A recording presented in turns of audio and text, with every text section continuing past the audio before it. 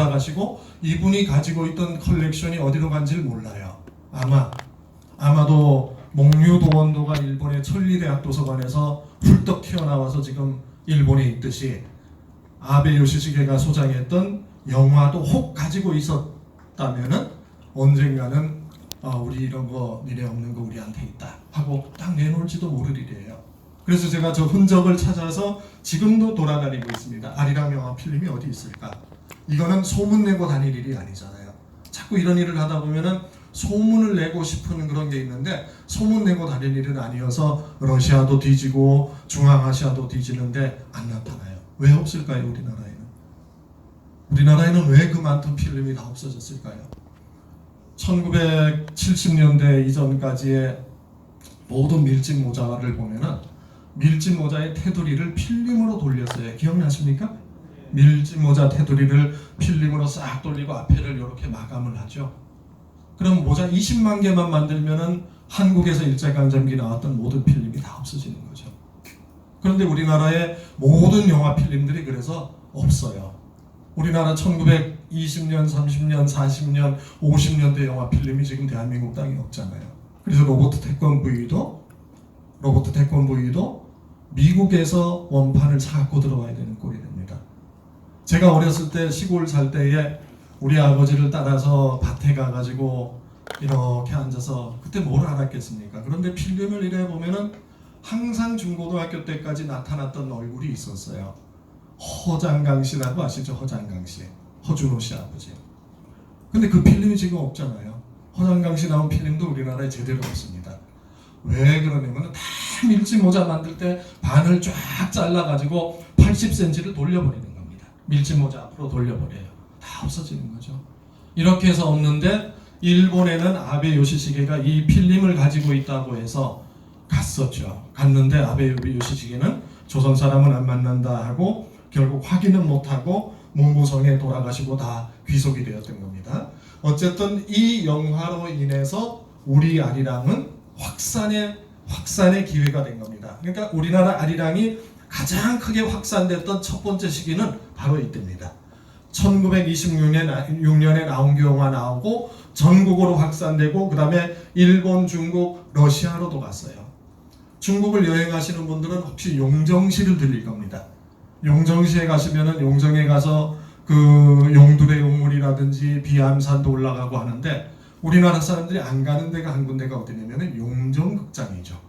용정극장은 1927년도에 나온교의 영화가 상영됐던 그 극장이 지금 그대로 있습니다.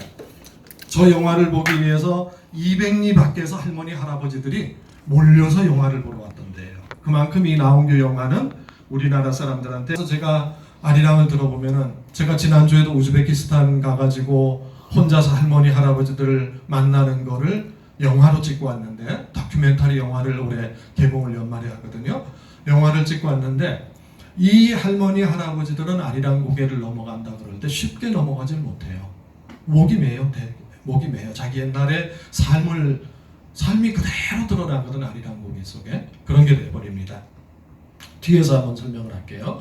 그래서 이제 우리나라 아리랑이 나온교 영화 아리랑 이후로 전국적인 아리랑이 됩니다. 나온교 이후에 1920년대에 밀양 아리랑이 나타나죠.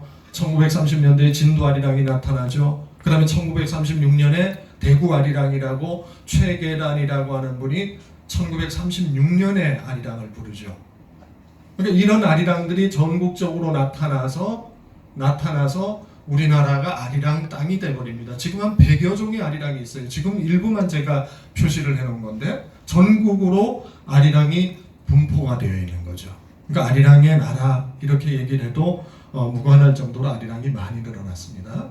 그리고 1926년 이후에 그 이후에 아리랑을 유네스코 등재를 했죠.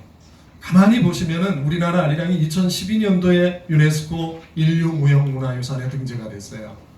제가 저거를 한 1년 동안 유네스코 등재하는 일을 했어요. 유네스코 등재할 때에 저도 같이 했었고 지금은 돌아가신 경북대학교의 김기현 교수님이라고 계시는데 그 김기현 교수님하고 저하고 6명이 유네스코 등재하는 일을 했어요. 그리고 유네스코 등재할 때 등재 파일 만들고 프랑스어로 번역하고 프랑스에 보내가지고 할 때 사진들 보내고 하느라고 아주 애를 먹었어요. 왜 애를 먹었냐면은 우리나라는 유네스코를 등재할 생각도 하지 않았는데 2010년에 중국이 자국의 비물질 무형문화유산으로 먼저 아리랑을 딱 등재를 해버린 거예요. 그러니까 우리나라 사람들도 흥분했잖아요. 뭐라고 흥분했냐면은 중국이 아리랑을 뺏어간다라고 해가지고 문화재청에다가 그냥 아주 광폭을 해버린 거예요. 그러니까 문화재청에서는 급하게 아리랑을 유네스코 등재하겠다 해서 국가지정 무형문화재도 되지 않은 아리랑을 유네스코부터 등재시킨 거예요. 소위 말해서 국가대표도 선발하지 못했는데 세계대회 출전을 시키는 게 돼버린 겁니다. 그래서 유네스코에 1912년 12월 5일 날 등재를 했죠. 실수를 하나 한 게 있죠. 남북이 같이 등재를 해서 해야 되는데 우리가 막 서두르다 보니까 북한하고 같이 등재할 생각을 못했어요. 그래서 우리의 아리랑은 2012년도에 등재가 됐고 북한은 2015년도에 따로 등재가 돼버린 거죠.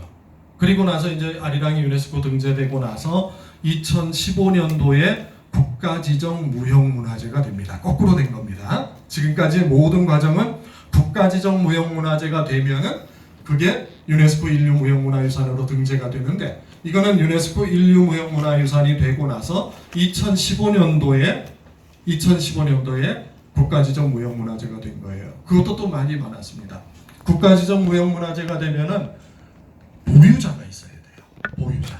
소리를 하면은 소리하는 사람, 보유하는 단체는 단체가 있어야 되는데 아리랑을 가지고 국가지정 무형문화재로 만들려고 하니까 문제가 생겨버린 겁니다. 누구를 보유자로 하느냐는 거예요. 누구를. 우리 여기 앉아 계신 선생님들은 누구를 보유자로 하겠습니까? 아리랑을 하면. 우리나라 떠오르는 명창이 김영임도 있을 거고 뭐 누구도 있을 거고 많잖아요. 그 가운데 어떻게 이분들을 선발을 하나요? 그래서 처음으로 적어도 8명이 모여 앉아가지고 법을 바꾼 겁니다. 법을 바꿔서 우리나라 국가지정 무형문화재 중에서 유일하게 보유자가 없이도 지정할 수 있다라고 법 개정을 해버린 거예요. 그래서 시간이 많이 걸렸어요. 아리랑이라고 하는 것은 국가지정 무형문화재가 될 때에 유일하게 보유자가 없이도 된다는 거예요. 그리고 그 보유자를 그럼 누구를 하느냐 해가지고 국민 모두가 된 겁니다. 2015년도에 아리랑이 국가무형문화재가 지정된 것은 우리나라 국민 모두가 아리랑의 보유자다라고 하는 의미로 보유자를 따로 없애두지 않은 겁니다. 그리고 나서 이제 우리나라 아리랑이 지금 우리나라 유네스코 등재한 게 쭉쭉 늘어났죠. 사실은 이제는 쉽습니다. 왜 쉽냐면은 아리랑 전까지만 해도 유네스코 인류 무형문화유산이 등재라고 해가지고 굉장히 어려운 절차를 거쳤어요. 그런데 지금은 대표 목록이라고 해가지고 그 나라에서 지키고 보존하고 전승할 거면은 거의 다 해주는 분위기가 돼버린 겁니다. 그러니까 저기에 너무 의미를 많이 둬가지고 그럴 것보다도 이거는 등재라고 하는 그 자체에 의미를 둬야 되지 않을까라는 생각이 듭니다. 자, 우리 한번 아리랑을 한번 들어보고 가겠습니다. 아리랑은 이거는 이제 우리 유네스코 등재된 아리랑이고 또 북한의 아리랑이기도 하고, 네, 북한의 아리랑이기도 합니다.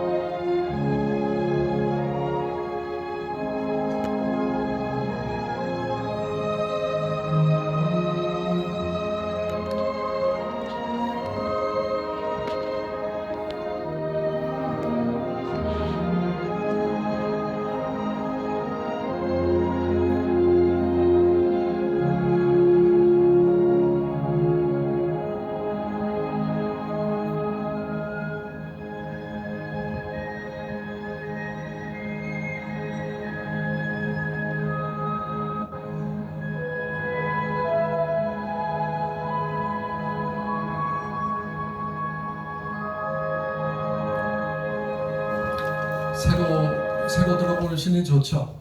네, 이거는 이제 북한에서 작곡한 아리랑이라는 거죠. 북한은 우리나라랑 작사 작곡의 개념이 달라요. 우리 같으면 이걸 어떻게 됩니까? 편곡이 되죠.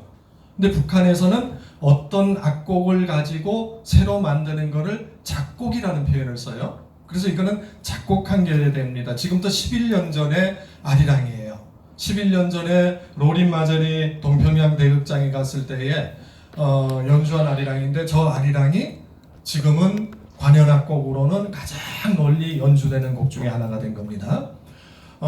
이제 본론으로 들어가기 앞서 가지고, 저는 대학 다닐 때 실은 독일어를 했습니다. 독일어 전공을 했고, 또 독일 가가지고 1년 동안 살면서 공부는 안 하고 여행만 하고 돌아다니고 그랬는데, 저는 이 독일어로 대학교 3학년 때에 대학교 3학년 때 제가 장문 시간에 다른 사람들은 다 뭐 일기를 장문하고 할 때에 저는 아리랑을 한번 해봤었어요. 아리랑을 해가지고 뒤에 이제 나를 버리고 가시는 님은 심리도 못 가서 발병난다 해서, 그때는 뭐 저런 개념이 있습니까? 그래서 Der Geliebte, der mich verlässt und begeht. 그 다음에 Geht ihr nicht Chengni und hat Fußschmelzen에서 발병난다라고 하는 거를 딱 멋있게 번역을 했어요. 그랬더니만 우리 독일 교수님이, 독일 사람인데 독일 교수님이 저걸 보고 막 배꼽을 잡고 웃으셔요. 남은 애써서 번역을 했는데 웃으니까 기분 나쁘죠. 대학 다닐 때인데도. 심리도 못 가서 발병난다 해서 발병난다를 그대로 번역했더니 저분이 웃은 이유가 있어요. 저게 무좀이 돼버리는 거예요. 심리도 못 가서 발병이 우리가 그대로 번역하니까 무좀의 개념이 되는 거예요. 근데 저는 무좀의 단어는 푸스필즈라고 하는 단어가 따로 있는데 왜 그렇게 이해를 하시냐 그랬더니, 독일 사람들은 푸스슈멜첸 하면은 거의 무좀으로 이해가 안 돼요.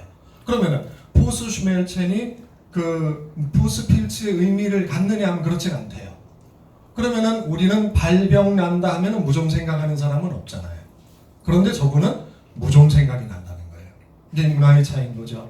그래서 저분하고 얘기를 하면서 이거를 단어를 바꾸는 문제 등등등등 하면서 아주 재미나게 이야기를 하고 전철을 타고 다니면서 그리고 만나고 그랬었어요. 그리고 이제 제가 독어학을 했었습니다. 실은 독문학이 아니라 독어학을 하면서 이제 해외 가서 공부를 한답시고 나갔는데, 이게 너무 어려운 것 같았었어요. 그래서 이제 저 때에 제가 이거를 번역하려고 참 길을 많이 썼습니다.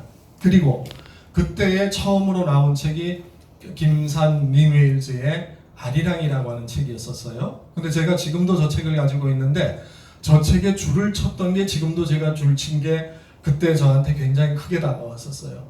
100만 명 이상이 압록강을 넘어서 만주로, 시베리아로, 중국으로 유랑하는 것을 보았다. 학교 다닐 때 국사 시간에 저 얘기를 한 번도 들어본 적이 없었어요.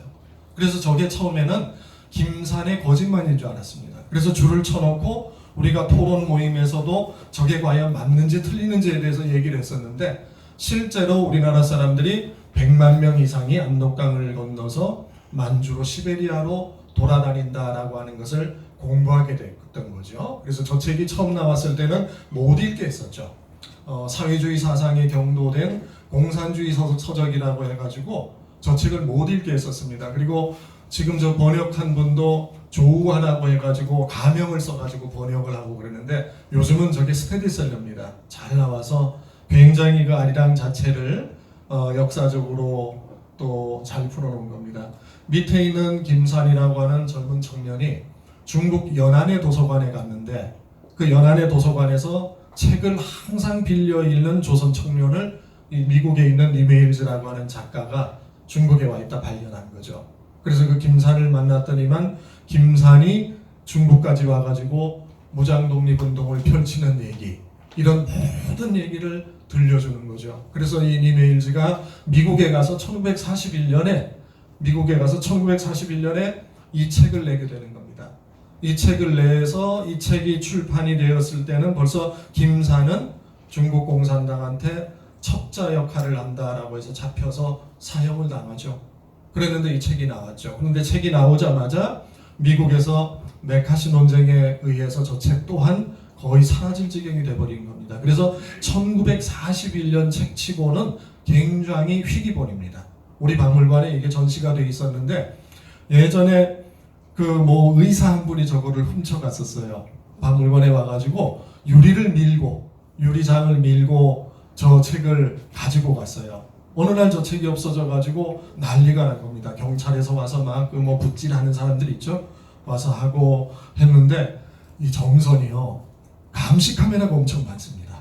정선이 정말 저는 촌이지만은 감시 카메라가 많은 걸 제가 어떻게 느꼈냐면은 저 책을 훔쳐간 분의 동선이 집에 들어가는 것까지 다 나와요. 깜짝 놀랐어요. 저는 정선이 이런 제가 살면서도 내가 이렇게 많은 감시를 받고 있구나라는 걸 몰랐어요. 그분이 책을 훔쳐가지고 나와서 주차장까지 가서 차가 빠져나가서 강릉 쪽으로 가서 자기 집 병원 들어가는 것까지 다 나오는 거예요. 병원 의사셨는데 미국에서 저 책을 읽었대요. 근데 너무 탐이 났대요. 그래서 저 너무 탐이 나서 이 박물관 유리를 밀어서 넘어뜨리고 저 책을 가져간 거예요. 그래서 경찰한테 잡히니까 참 멋쩍잖아요. 그래서 저희한테 와가지고 저도 책 도둑질을 해봤다 그랬어요. 저도 사실 책 도둑질을 해봤어요. 대학 다닐 때에 토마스 밀의 자유론이라고 하는 책을 문고판 조그만한 책을 하나를 계속 도서관에서 혼자 읽다가 연필줄이 살살 가니까 그 책을 내 책으로 만들고 싶었던 거예요. 그래서 그거를 겨울에 잠바를 입고 가가지고 잠바 안에다가 집어넣고 제가 참 옛날 얘기라서 드리는데 그 대학 도서관을 나오는 데에 그때는 저희 대학 도서관이 처음으로 그 우리나라에서 처음으로 전자칩이 들어가기 전이에요. 그래서 가지고 나오는데 막 가슴이 콩닥콩닥 뛰는 거예요. 이건 안 해본 사람은 모를 거예요. 그래서 제가 고향에 돌아와서 이 책을 가지고 보고 하다가 7년 만에 대학에 편지를 써가지고 돌려줬어요. 편지를 쓰고 이 책을 내가 가져왔는데 이거 대학 이 장소 딱 찍히잖아요. 옆에 이제 양쪽 다 찍히는데 되게 마음 아픈 기억이죠. 그래서 그 기억이 문득 생각나더라고요. 저는 돌려드렸는데 7년이 걸렸어요. 근데 이분도 아마 그대로 뒀으면 돌려줬을 건데 요즘은 감시 카메라가 집 앞까지 다 돼 있는 거예요. 그래서 이제 저희 박물관에 와서 사과를 하고 법적으로 묻지를 않겠다라고 해가지고 저 책을 다시 돌려받았어요. 그러니까 그런 사연이 있어요. 저도 그래서 책 도둑은 도둑이 아니다라는 말은 옛날엔 좀 믿었었어요. 그런데 그렇지는 않고요. 좀 마음이 되게 저는 책 한 권 훔쳤던 게 저한테는 되게 큰 그거였었어요. 그래서 지금 대학에 그 7년 만에 그 책을 토마스 밀의 자유론 그 문고판 얼마 안 합니다. 좀 많은 책인데 그거를 탐구당인가 나온 건데 그거를 연필 자국이 촉촉 된 거를 새 책을 사가지고 돌려드리고 싶을 정도로 제 연필 자국이 갔던 그런 게 있었습니다. 그래서 이 책도 보면은 가끔 그분 생각이 납니다. 그냥 뭐 잘잘못을 떠나서 미국에서 공부할 때 저 책이 얼마나 자기한테 의미 있었으면은 박물관에 와서 유리창을 밀고 저거를 가져갔을까 이런 생각도 해봅니다. 그래서 다 지난 일이 돼버렸지만은 제가 1992년부터 해외를 돌아다니면서 이게 제가 돌아다닌 길입니다. 정선에 살면서 처음에는 우리 민족이 어디로 갔을까라고 찾아다닌 게 중국 쪽하고 일본 쪽이었었어요. 그리고 이제 중앙아시아로 연해주로 간 우리나라 사람들이 1937년에 강제이주 열차를 타고 중앙아시아 도착을 해서 중앙아시아 우즈베키스탄, 타지키스탄, 투르크메니스탄 다 뿔뿔이 흩어지는 데를 제가 쫓아다녔습니다. 이게 이제 1990년대부터 2000년대까지의 일들이 여기에서 이루어진 겁니다. 그 다음에 이제 여기 살던 우리나라 사람들이 고려인이라는 이름으로 살다가 농사를 짓기 위해서 러시아 땅으로 들어가고 또 어떤 무리들은 농사를 진 거를 팔기 위해서 핀란드 밑까지 들어가게 됩니다. 이게 우리나라 사람들의 디아스포라라고 생각하시면 됩니다. 민족 이산입니다. 그러니까 어느 지역에 가서 정착하지 못하고 또 이동하고 하는 이 민족 이산이 반복되는 과정이죠. 그래서 여기를 돌아다니는데 시간이 약 한 20년이 넘게 걸렸어요.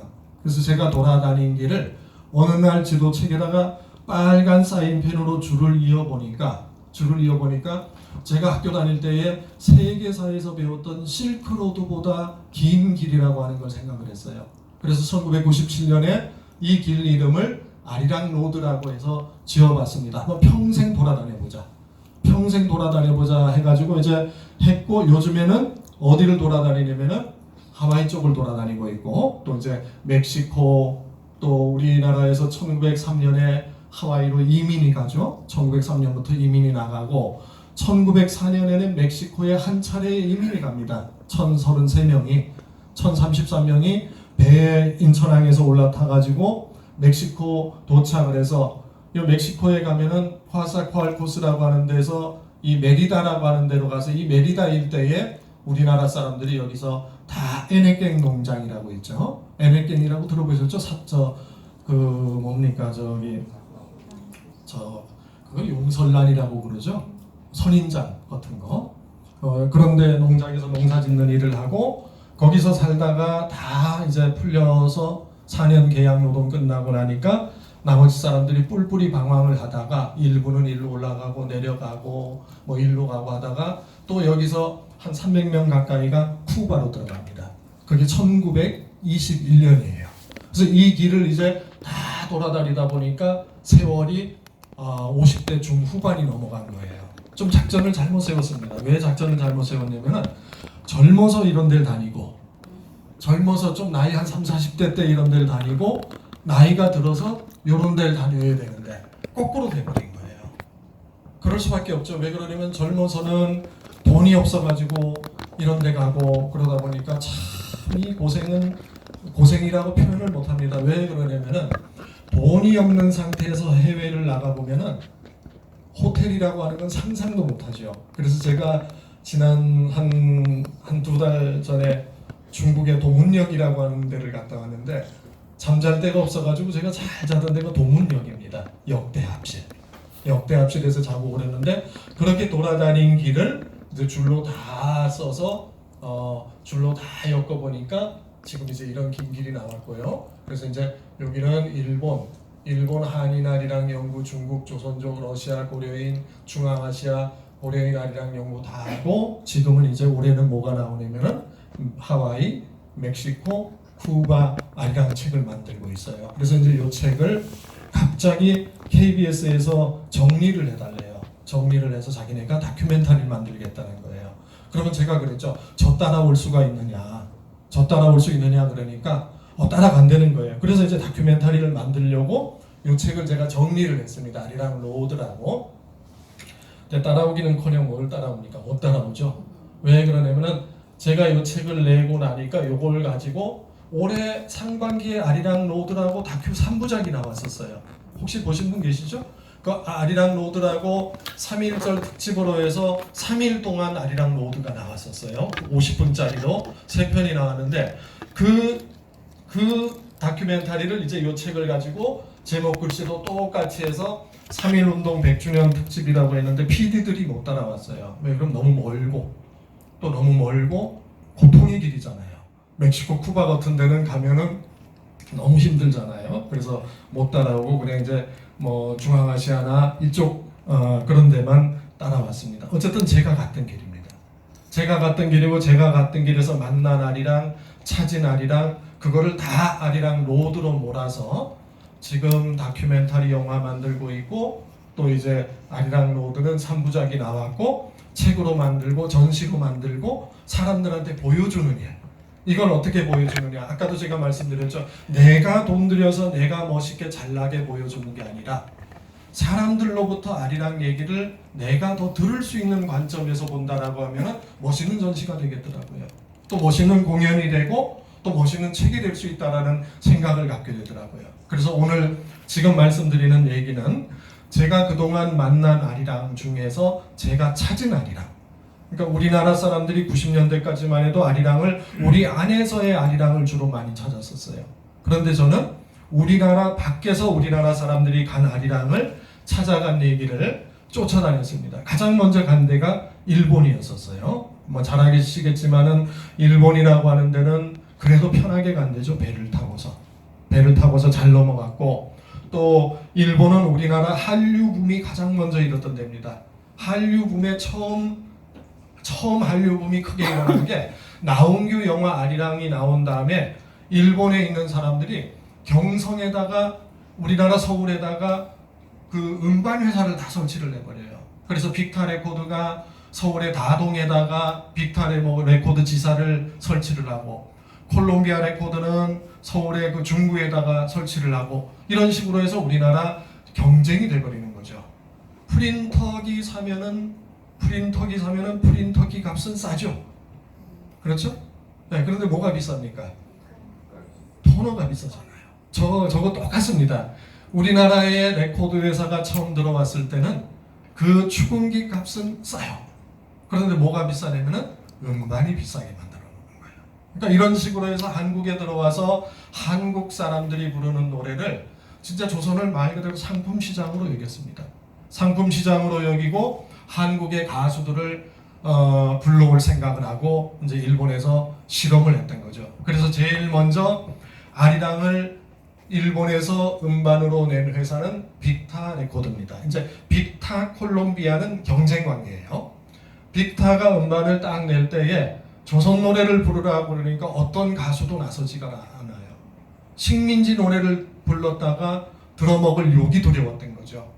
그래서 가수 하나를 섭외해가지고 너 이 아리랑을 한번 조선 노래 불러봐라. 그러니까 그때 이 가수가 뭐라 그러냐면 싫다 그래가지고 할 수 없이 가면을 씌웠죠.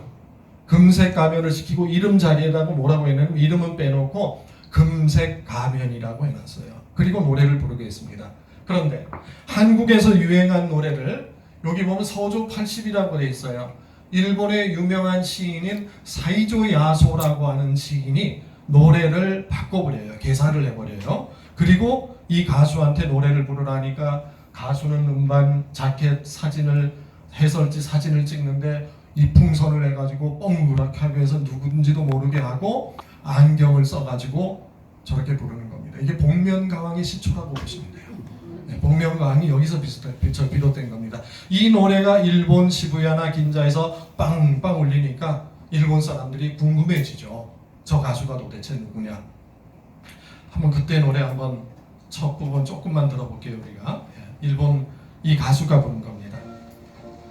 우리나라 아리랑을 처음으로 해외에서 바꿔가지고 부른 노래입니다.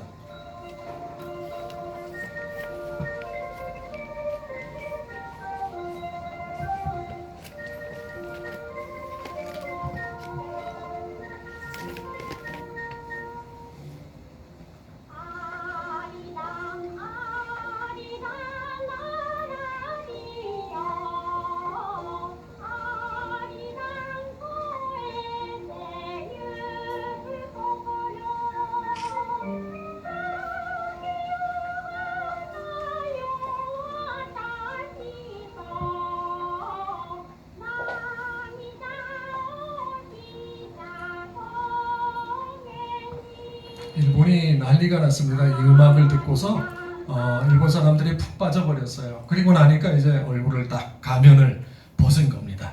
가면을 딱 벗으니까 내가 고바야시 치오코다라고 얘기를 하는 거예요. 우리나라 복면가왕 가면 벗고 왜 내가 누구다 하는 거랑 똑같습니다. 고바야시 치오코는 일본의 가수인데 유명한 가수죠. 일본 사람들한테 굉장히 인기 있는 가수인데 저분이 이제 내가 불렀다라고 하니까 뭐 일본이 저 아리랑이 아주 푹 빠져들었어요. 그러니까 난리난 회사는 콜롬비아 레코드죠. 콜롬비아 레코드는 그 다음에 이거를 이거 큰일이 났구나. 그래서 고가 마사오라고 해가지고 우리나라에서 공부했던 작곡가를 불러드립니다. 조금 더 한국적인 특징이 나게끔 만들자 해가지고 가수를 일본 가수하고 한국 가수를 같이 불러와요. 그런데 이 고가 마사오는 누굴 불러왔냐면은 일본에서 최고 뜨고 있는 아와야 노리코라고 하는 아이돌 가수하고 그 다음에 한국에서 가장 뜨고 있는 최규엽이라고 하는 가수입니다. 이 최규엽은 우리나라 조선일보에서 그 당시에 인기 투표 1위인 가수예요. 저 쌍꺼풀 보세요. 저 당시에 저런 쌍꺼풀이 있는 사람들이 드물어요. 그런데 여자들이 너무 좋아했던 가수입니다. 그래서 인기 투표를 하면은 이 최규엽을 따라갈 수가 없어요. 최규엽을 일본어로 불러드리고 이름을 뭐로 바꾸냐면 하세가와 이치로로 바꿔요. 이치로는 최고라는 뜻이고 하세가와는 일본 총독이 살던 하세가와 정에 산다라고 해서 하세가와 이치로로 바꿔가지고 이제 앞에 레코드 회사하고 경쟁을 붙이는 겁니다. 이 노래도 한번 요건 조금 다르게 불렀어요. 조금 한국적인 정서가 배어있게 그렇게 만들었습니다.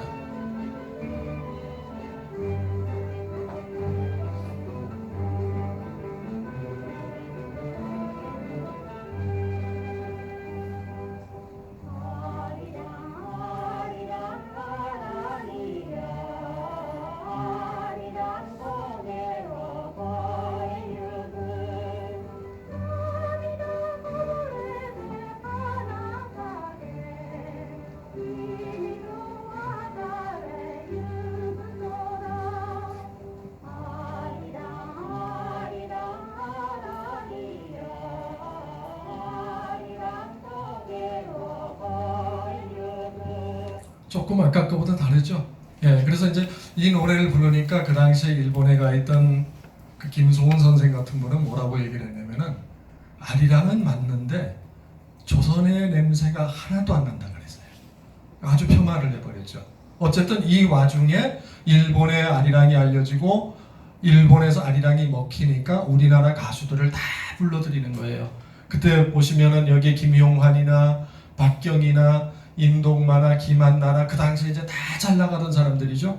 그리고 또 옥가난코라고 해서 이난영입니다. 목포의 눈물 부른 이난영 같은 경우는 옥가난코라고 하는 이름으로 일본에서 음반을 취입해서 한국의 가수들을 다 불러들입니다.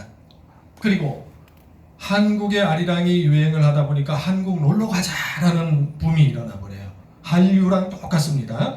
그래서 저렇게 엽서 세트가 나옵니다. 아리랑 패자, 요 패자라고 하는 거는 찬불 패자라고 해서 일본에서는 민요를 말할 때 저 패자를 씁니다. 그래서 아리랑 민요를 들으러 가자, 또 아리랑 정서, 또 아리랑 타령에서 요거는 이제 주로 기생집 같은 데서 부르는 아리랑. 그래서 이제 이런 엽서들이 한 세트 속에 8장씩 들어있는데 저게 무궁무진하게 쏟아지는 겁니다. 제가 몇 가지만 이미지를 가져와 봤는데 이렇게 한글로 되어 있는 게 있고요. 또 이렇게 한글 일본어 병기가 된 게 있고, 그 다음에 또 이렇게 이제 기생들을 표지로 해가지고 한국의 아리랑을 소개하는 것들이 있습니다. 이게 다 1930년대의 아리랑 엽서들입니다. 이런 게 일본에서 유통되고 한국 관광 붐이 일어났던 거죠. 그리고 한국의 조선보감이라고 해서 서울의 남대문에 가면은 식도원이라고 하는 큰 음식점이 생겨납니다. 저 음식점에는 아리랑 공연이 우리나라에서 처음으로 열렸던 겁니다. 제가 저걸 잘라서 와서 그런데 굉장히 길어요. 저게 한 1m 30cm 되는 그런 긴 그 리플렛인데 그 속에 보면은 이렇게 아리랑 노래도 다 따라 부를 수 있게 해놨고 그날 아리랑 부르는 대표 가수가 누구인지도 나타나게 되었던 거죠. 그러다 보니까 이제 1930년대 들어서 부산에 우리나라에서 처음으로 아리랑 캬바레가 생깁니다. 부산에 생긴 아리랑 캬바레는 그때 표현으로 보면은 미인 아씨도 기다립니다. 이렇게 표현을 써놨어요. 그만큼 아리랑이라고 하는 게 조선에서 대붐이 일고 일본 사람들도 찾아와가지고 그거를 감상하는 그런 현장이 되어버린 거죠. 역도산이라고 들어보셨죠? 역도산 프로레슬러 역도산 같은 분은 오사카에서 가장 애용했던 식당이 식도원이라고 하는 식당이었어요. 한국의 식도원이 유명하니까 오사카에 식도원이 생겼었어요. 한국에선 다 없어졌잖아요, 지금은. 근데 지금도 일본 오사카에 가면은 식도원이 꽤 여러 군데 있습니다. 역도산이 1963년에 돌아가시기 전까지 그 식도원 식당에서 술만 마시면은 아리랑 노래를 불렀어요. 술만 마시면은 이 역도산이 아리랑 노래를 부르고 심지어는 사인도 아리랑으로 톡톡 해주고 그럴 정도로 아리랑을 좋아했었습니다. 그리고 이제 조선 영화가 일본을 진출하죠. 이거 앞에서부터 읽으면 개고기가 될 수가 있어요. 이거 뒤에서부터 읽으면은 아리랑 고개 이렇게 되죠. 아리랑 고개라고 해서 우리나라에서 만든 영화가 일본에 가서 또 히트를 칩니다. 지금 한류의 현상하고 거의 유사한 현상입니다. 한국의 가수가 가고 한국 문화에 대한 붐이 일고 한국 영화가 가고 서로 교류가 되고 하는 꼴이 똑같은 식으로 형성이 된 겁니다. 제가 1930년대부터 50년대까지의 음반을 일본에 가서 수집을 했어요. 일본에 가서 수집을 했습니다. 하나하나 찾아가지고 저게 굉장히 오래 걸렸습니다. 1930년부터 53년까지 60여 종이 나왔는데 일본에서도 이거를 목록 정리를 못했더라고요. 그래서 제가 오늘 말씀드리는 거는 제가 돌아다니면서 감상만 한 게 아니라 찾아내는 일에 많이 시간을 보냈어요. 이 찾아내서 이 찾아낸 거를 가지고 메타데이터 정리를 합니다. 그래서 이 음반을 제목과 노래 부른 사람, 작사자, 작곡, 편곡자, 그 다음에 음반 번호, 가장 오래되고 힘이 들었던 게 뭐냐면은 발매 연원일을 찾는 게 가장 힘들었었어요. 그래서 저 메타데이터를 만들어 놓으니까 나중에 전시를 하거나 활용하는 데 아주 그만입니다. 저희가 아리랑 박물관에서 일본 아리랑 음반 전시를 하겠다라고 하면은 저게 되어 있을 때는 전시가 한 일주일 만에 모든 전시 문제가 다 해결이 돼요. 그런데 그렇지 않고 저게 안 돼 있을 때는 사방에 뭐가 있는지를 찾아보고 하려면 너무 시간이 걸리는 거예요. 그 전시 얘기는 제가 뒷부분에 잠깐 말씀드리겠지만은 이런 식으로 해서 1945년 이전에 음반 데이터를 정리를 했습니다. 이게 뒷장이고요. 이걸 저희가 이제 다 목록을 만들어 놔서 하다 보니까 나오고, 그 다음에 이제 1945년 이후에 SP 음반 나온 것도 이런 식으로 다 만드는 작업을 했습니다. 그리고 이제 근래에 아리랑을 부르는 사람들이 있죠. 근래에 아리랑을 부르는 가수들도 쫓아다녔어요. 이분은 RIH라고 해서 경상북도 청하가 고향인 사람이에요. 그런데 이제 아버지가 일본에 와가지고 병에 시달리고 고물상을 하면서 하니까 아들 입장에서는 아버지가 되게 싫었던 거예요. 길거리에 학생이랑 같이 길을 가다가 아버지가 저기 멀리서 오시면은 아버지가 창피하니까 아버지를 비켜서 다니고 그랬었어요. 그리고 친구들한테도 아버지가 저기 오는데 아버지인 것처럼 인사나 반가운 표시도 없이 지나가 버렸어요. 아버지가 창피하니까. 그랬는데 아버지가 폐결핵으로 돌아가시고 나서 엄마가 자기를 먹고 살리기 위해서 그 넝마 가방을 들고서 다니는 모습을 보고 철이 든 거죠. 그리고 나중에 자기가 아버지 고향이 경상북도 청하였다라고 하는 걸 알고 배를 타고 부산항에 도착을 해가지고 경상북도 청하까지 가는 얘기를 장편으로 만들어버린 겁니다. 장편으로 글을 쓰니까 그게 하나의 시가 되고 하나의 아리랑이 되었던 거죠. 그래서 청하의 길이라고 해서 옆에 보면 아시겠지만 아리랑 고개를 넘어가는 길이 되어버린 겁니다. 그리고 일본에서 이 노래를 부르니까 일본의 TBC 방송에 뉴스 끝나면은 멘트곡으로 이게 나왔던 거예요. 이 RIH가 자기 고향인 청하국민학교 앞에서 청하국민학교 운동장에서 공연을 할 때에 기타로 치면서 아리랑을 부를 때에 눈물을 흘리면서 불렀어요. 굉장히 그 아버지 생각이 아마 컸었나 봅니다. 한번 요걸 들어보고 조금 쉬었다 하겠습니다. 자기 아버지 고향을 찾아가는 노래를 RIH가 부른 노래입니다.